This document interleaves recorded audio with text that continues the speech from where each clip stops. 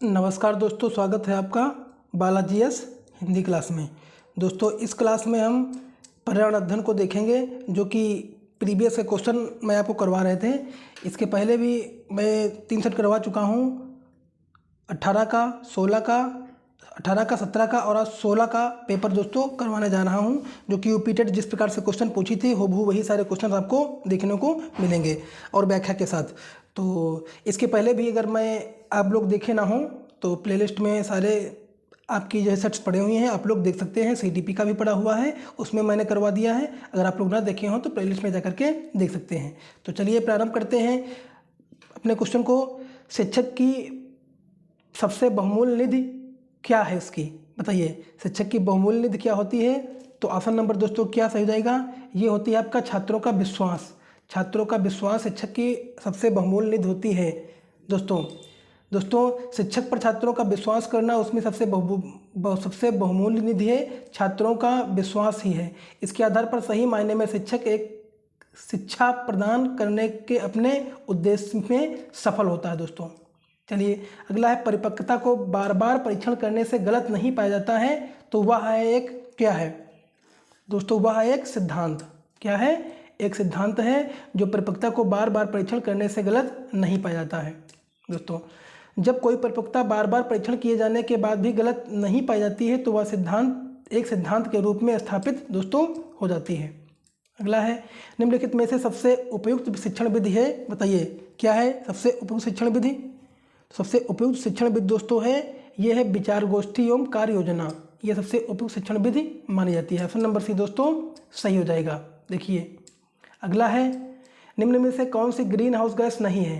तो बताइए green house gas कौन सी नहीं है? तो ऑप्शन नंबर दोस्तों क्या आपका जो है हीलियम नहीं है, बाकी कार्बन डाइऑक्साइड, नाइट्रस ऑक्साइड और मीथेन, ये दोनों ग्रीन हाउस गैसें हैं। तो ऑप्शन नंबर सी दोस्तों सही हो जाएगा। देखिए इसमें carbon dioxide, nitrous oxide, methane gas green house गैसें हैं। इसके अतिरिक्त ग्रीन हाउस गैसें CFC भी है, जलवाष्प है, सल्फर, हेक्साफ्लोराइड भी है, नाइट्रोजन ट्राइफ्लोराइड भी है इत्यादि। ये आपकी ग्रीन हाउस गैसें हैं दोस्तों। अगला, ध्वनि प्रदूषण का मापन किस इकाई द्वारा किया जाता है? तो 5 का ऑप्शन नंबर दोस्तों क्या सही जाएगा? ध्वनि का मापन डेसीबल के द्वारा हम करते हैं, तो ऑप्शन नंबर बी दोस्तों सही हो जाएगा। ध्वनि प्रदूषण का मापन डेसीबल द्वारा किया जाता है। इसे यह नाम अलेक्जेंडर ग्राहम बेल के काम के सम्मान में दिया गया था दोस्तों। निम्न नदियों में से कौन सी नदी बंगाल की खाड़ी में गिरती है? तो 6 का ऑप्शन नंबर दोस्तों क्या सही हो जाएगा? ये सही हो जाएगा सुवर्ण रेखा नदी। क्या हो जाएगा? सुवर्ण रेखा नदी। ऑप्शन नंबर बी दोस्तों सही हो जाएगा। प्रश्नानुसार दिए गए विकल्पों में से सुवर्ण रेखा नदी बंगाल की खाड़ी में गिरती है, जबकि अन्य अर्थात ताप्ती, नर्मदा और सिंधु नदियां अरब सागर में गिरती हैं दोस्तों। निम्न में से किस स्थलाकृति का निर्माण हिमानी द्वारा हुआ है? तो 7 का ऑप्शन नंबर दोस्तों क्या सही जाएगा? यू आकार की घाटी का हिमालयन द्वारा हुआ है। ऑप्शन नंबर बी दोस्तों सही हो जाएगा। देखिए यू आकार की घाटी का निर्माण हिमानी द्वारा, पहाड़ों पर पहले से मौजूद नदी घाटी में हिमानी के लंबवत अपर्दन से यू आकार की घाटी का निर्माण होता है। जैसे लाइपीज का निर्माण भूमिगत जल से, जबकि वी आकार की घाटी का निर्माण जल प्रपात के निर्माण से होता है। क्वेश्चन आता है यू आकार घाटी का निर्माण किससे होता है और वी आकार की घाटी का निर्माण किससे होता है? तो ऑप्शन इंपॉर्टेंट क्वेश्चन है, याद कर लेना। राकेश कक्षा 5 पर्यावरण विज्ञान शिक्षक द्वारा दिए गए कार्य को समय से प्रस्तुत नहीं करता है, अतः सबसे उपयुक्त सुधारात्मक उपाय हो सकता है, बताइए। तो 8 का ऑप्शन नंबर दोस्तों क्या सही हो जाएगा? 8 का ऑप्शन नंबर दोस्तों सही हो जाएगा। उसकी अनियमितताओं के कारणों को जानकर उसे सही मार्ग देना।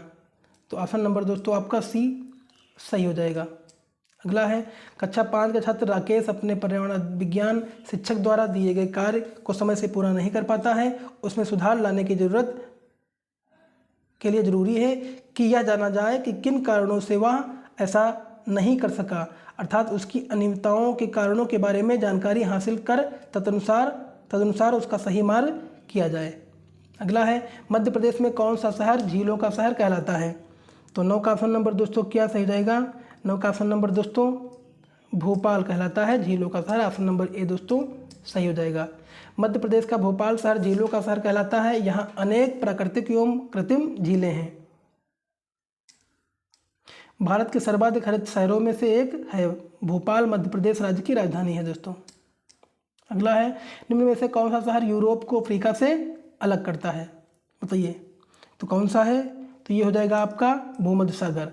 भूमध्य सागर यूरोप को अफ्रीका से अलग करता है। ऑप्शन नंबर डी दोस्तों सही हो जाएगा। देखिए,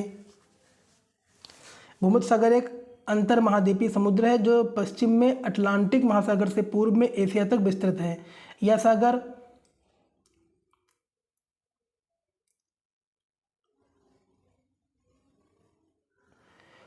देखिए वर्ग किलोमीटर की सतह से विस्तृत है। चलिए, अंतर्राष्ट्रीय ओजोन दिवस कहलाता है, यह माना जाता है। तो बताइए क्या है? तो 11 का ऑप्शन नंबर दोस्तों क्या सही हो जाएगा? बताइए। जो आपका ऑप्शन नंबर दोस्तों ए सही हो जाएगा, 16 सितंबर। चलिए आगे देखते हैं। ओजोन परत के संरक्षण के प्रति लोगों ने जागरूकता फैलाने के उद्देश्य के साथ यह दिवस मनाया जाता है। ओजोन परत तापमंडल में मुख्यतः 15 से 35 किलोमीटर की ऊंचाई पर पाई जाती है। यह परत सूर्य से आने वाली पराबैंगनी किरणों का अवशोषण कर पृथ्वी पर आने से रोकता है दोस्तों। अगला देखते हैं। किसी खाद्य श्रृंखला में शाकाहारी होते हैं, क्या होते हैं? खाद्य श्रृंखला में शाकाहारी दोस्तों होते हैं प्राथमिक उपभोक्ता। क्या होते हैं? प्राथमिक उपभोक्ता। ऑप्शन नंबर बी दोस्तों सही हो जाएगा। ये जीवधारी अपना भोजन प्राथमिक उपभोग उत्पादकों से प्राप्त करते हैं। वस्तुतः खाद्य श्रृंखला विभिन्न प्रकार के जीवधारियों का एक ऐसा क्रम है जिसमें किसी पारिस्थितिक तंत्र में ऊर्जा का प्रवाह होता है दोस्तों। पारिस्थितिक तंत्र के तत्वों के चक्रण को क्या कहते हैं? तो 13 का ऑप्शन नंबर दोस्तों क्या सही हो जाएगा? 13 का ऑप्शन नंबर बी जैव भू रासायनिक चक्र कहते हैं। ऑप्शन नंबर आपका बी दोस्तों सही हो जाएगा। पारिस्थितिकी तंत्र के तत्वों के चक्रण को जैव भू रासायनिक चक्र कहते हैं। यह पारिस्थितिक तंत्र में अजैविक तत्वों के जैविक प्रवस्था में परिवर्तन तथा इन जैविक तत्वों को पुनः अजैविक रूप से पुनरागमन का प्रारूप है दोस्तों। अगला है, निम्नलिखित ईंधनों में से कौन सा न्यूनतम पर्यावरणीय प्रदूषक उत्पन्न करता है? तो 14 का ऑप्शन नंबर दोस्तों क्या सही हो जाएगा? हाइड्रोजन। ऑप्शन नंबर सी दोस्तों सही हो जाएगा। हाइड्रोजन न्यूनतम पर्यावरणीय प्रदूषक उत्पन्न करता है, जबकि डीजल, पेट्रोल तथा कोयला प्रमुख पर्यावरणीय प्रदूषक हैं। अगला है, संकटग्रस्त जंतु दैत्याकार पांडा पाया जाता है दोस्तों। तो 15 का ऑप्शन नंबर दोस्तों क्या है? ये है आपका चीन में पाया जाता है, जो कि ऑप्शन नंबर दोस्तों आपका सी सही हो जाएगा। चलिए, निम्नलिखित में से गैस के कारण भोपाल तजदीक कांड हुई थी, किस गैस के कारण? तो ये आपका हो जाएगा methyl isocyanide. Option number D दोस्तों सही हो जाएगा। देखिए, कब हुई थी? 2 दिसंबर 1984 की रात, अर्थात 3 दिसंबर को मिथाइल आइसोसाइनाइड गैस के रिसाव के कारण व्यापक स्तर पर जनधन की हानि हुई थी। और मिथाइल आइसोसाइनाइड एक रंगहीन आंसू उत्प्रेरक ज्वलनशील गैस है। यह गैस अत्यधिक विषैली होती है दोस्तों। चलिए, किस देश में क्रिसमस का त्यौहार गर्मियों में मनाया जाता है? 17 का ऑप्शन नंबर दोस्तों क्या सही हो जाएगा? ऑस्ट्रेलिया में। ऑप्शन नंबर आपका सी दोस्तों सही हो जाएगा। और यहाँ 25 दिसंबर माह के दौरान गर्मी का मौसम अधिक रहता है। कहाँ? ऑस्ट्रेलिया में, जो कि ऑस्ट्रेलिया में क्रिसमस का त्यौहार गर्मियों में मनाया जाता है। अगला है, गिर वन्य जीव अभ्यारण्य निम्न में से किस वन्य जीव का संरक्षण करता है? तो 18 का ऑप्शन नंबर दोस्तों क्या सही हो जाएगा? ये है शेर। ऑप्शन नंबर आपका डी सही हो जाएगा। जीव अभ्यारण्य एशियाई शेर का संरक्षण करता है। इसके अतिरिक्त यहाँ तेंदुआ और कौन कौन से? तेंदुआ है दोस्तों, आपका तेंदुआ है, सांभर है, चीतल है इत्यादि वन्य जीव भी पाए जाते हैं। वर्तमान में इसे राष्ट्रीय उद्यान का दर्जा प्राप्त है। यह गुजरात राज्य का जूनागढ़ में स्थित है दोस्तों। अगला है, ग्रीन मफलर संबंधित है। तो 19 का ऑप्शन नंबर दोस्तों क्या सही हो जाएगा? ध्वनि से संबंधित है। ऑप्शन नंबर आपका सी दोस्तों सही हो जाएगा। इसके तहत विशालकाय हरे पौधे अपने ध्वनि प्रदूषण वाले क्षेत्रों में लगाए जाते हैं, क्योंकि उसमें ध्वनि तरंगों को अवशोषित करने की क्षमता होती है दोस्तों। अगला है, भू पारिस्थितिकी तंत्र में ऊर्जा का महत्वपूर्ण स्रोत क्या है? तो 20 का ऑप्शन नंबर दोस्तों क्या सही हो जाएगा? 20 का ऑप्शन नंबर ए सूर्य है। क्या है? सूर्य है, जो कि ऑप्शन नंबर ए दोस्तों सही हो जाएगा। प्रकाश संश्लेषण के माध्यम से हरे पौधे सूर्य के प्रकाश का उपयोग कर अपना भोजन तैयार करते हैं, जिससे आगे खाद्य श्रृंखला का निर्माण होता है। निम्नलिखित में से कौन सी प्राकृतिक वनस्पति मरुस्थलीय प्रदेशों में पाई जाती है? तो 21 का ऑप्शन नंबर दोस्तों कहाँ पाई जाती है? ये कैक्टस है, जो कि ऑप्शन नंबर बी दोस्तों सही हो जाएगा।